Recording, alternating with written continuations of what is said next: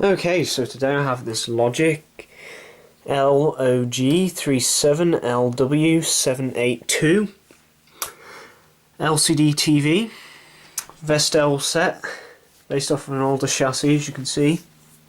Looks like a 17MB12 or something, and it's a 37 inch.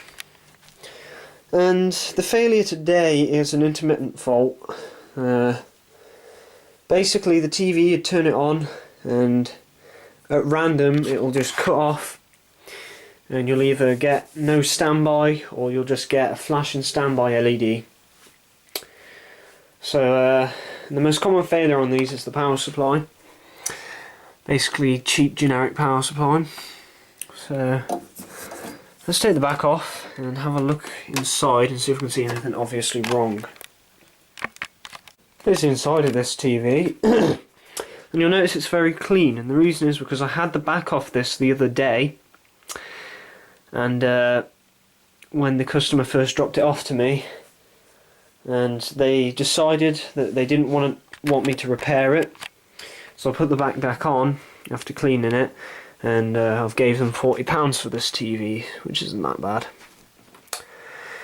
So it should be a fairly simple fix on this particular one. Power supply is a 17PW20 version 2 with the Tenkel PCB. Now I've seen these Tenkel PCBs with failed solder joints, so it could just be looking at a simple failed solder joint or intermittent solder joint, but we'll have to see. Also, something I don't like, Samsung GF caps. Those are going to need to be replaced, as well as these G-Luxons. These are a Hashi, or however you say it. They'll actually be okay. I'm going to change that Chang as well. So there's a bit of work to do on this. Anyway, mainboard's a 17MB12-1.1. So, and the panel in this is an AUO or AU Optronics panel with one of these inverters. And I think that this is the same LCD panel that's used in the Samsung LE37 R88BD. Now, I don't know why I'm telling you that, but the TV that I repaired downstairs has the same panel in it, so yeah, and it had a failed inverter, so one of the transformers had gone. Hopefully they last. But today, it doesn't look like an inverter fault, so I'm going to take this little power supply out of here. These power supplies, they're not the worst Vestel supplies. I mean, it has lasted. Let's see, when was this TV manufactured? It was manufactured in October 2007. So that's a pretty good lifespan for a TV this cheap. It's never been taken apart or serviced before, so I can't really complain too much. I mean, these supplies do have some common issues with them, like caps, dry solder joints, the poly caps at the top here failing. Those could be at fault. When those poly caps fail, basically it can cause intermittent issues like this. Voltage rails drop out and the supply will shut down, so hopefully it's not the poly caps, because I haven't got any in stock. Yeah, I've serviced quite a lot of these supplies. Let's turn this upside down. Let's put a little screw out there. So the section that tends to fail the worst on these PCBs for solder joints is over in the PSC section. And actually, I think I already see an issue. Have a look there. Oh, flaming neck. This camera. Have a look at that solder joint there, going from that resistor to that ceramic capacitor. That does not look good. Another common solder point failure on these is these three resistors here, and the PFC MOSFET, or controller, sorry, that tends to get dry solder joints. And Yeah, that I'm going to have to resolder because that could potentially be causing this issue. And when the PCB heats up, the solder, well, the actual PCB will expand, and that can cause that connection to go intermittent. As well as from cold startup, it can also be intermittent. So, yeah, I'm going to resolder that and hopefully it sorts it. And unfortunately, I'm going to have to order caps for those ones because I'm out of stock.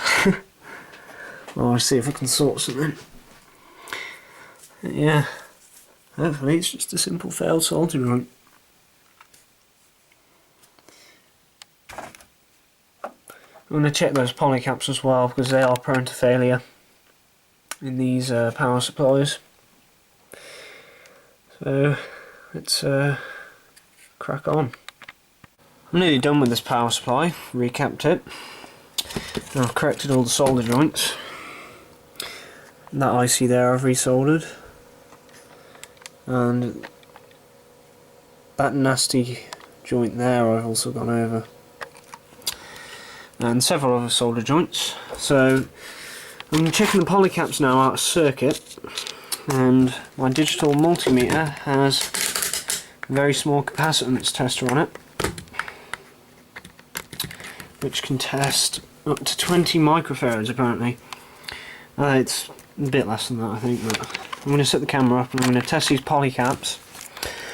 Now these can become heat sensitive and only fail when they get warm, so what I'm going to do is I'm going to use a hairdryer and heat them for a little bit and see if anything changes with them. So I'm going to set the camera up quick. Alright, so here's one of the polycaps that I'm going to test. So these are 15 nanofarads, so I should see 0.1 on the meter here when I probe the leads. Whoops. And I've either set this up wrong or this cap has failed. Let's just check the other.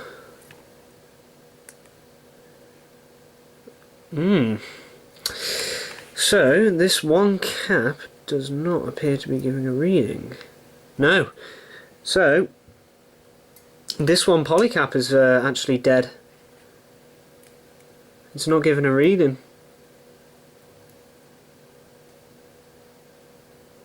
Yeah, this polycap is actually bad. Just going to mark it off with some pen. So I'll just double check with the meter and just change over the leads there. Hopefully you can still see that. Let's just double check that. No, this polycap is bad. And here's the good one. So you got 0.01. So this one, marked with pen, I test it. You see nothing. And then here's the other one, which I haven't marked with pen.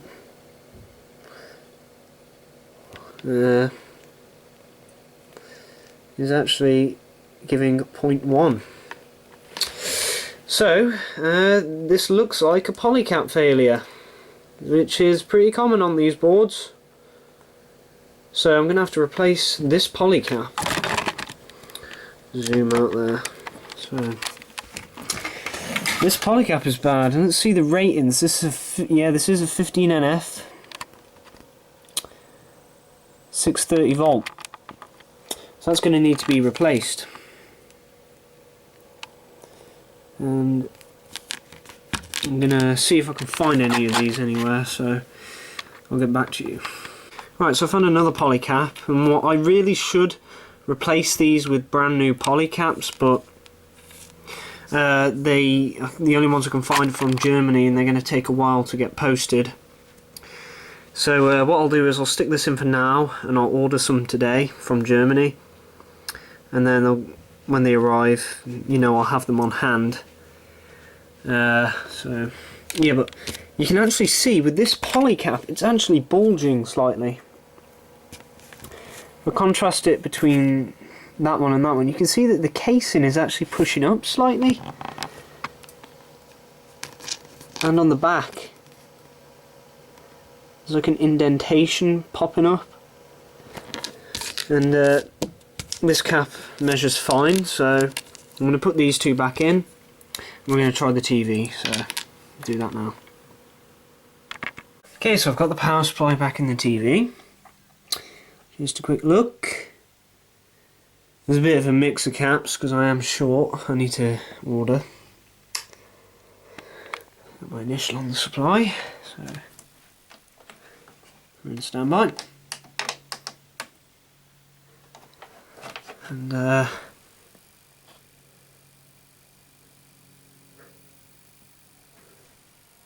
backlights are off. Power supply's making its normal buzzing noise. And we have an image. Just have a blue screen.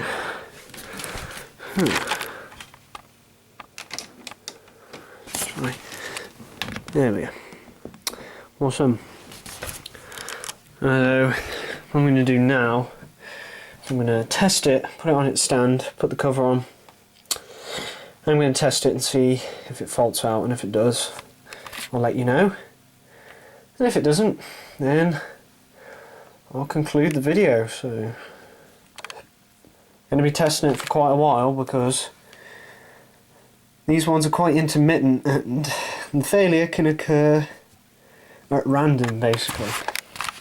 I've had it where I've sent a TV out with a 17PW16, which is basically the 42-inch version of this power supply, and it worked fine testing, and then sent it out to the customer and it turned off and turned on, lasted a few days and turned off. Turns out it was the polycaps as well.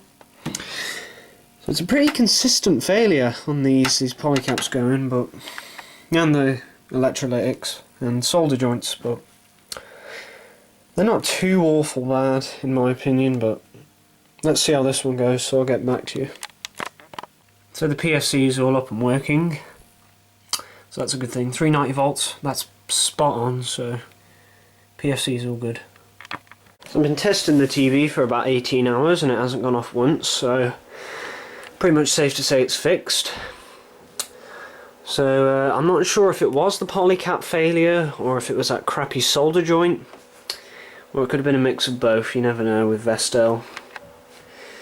There's been a quick repair of this 17PW20 power supply and this Logic 37-inch. Thanks for watching, see you in the next one.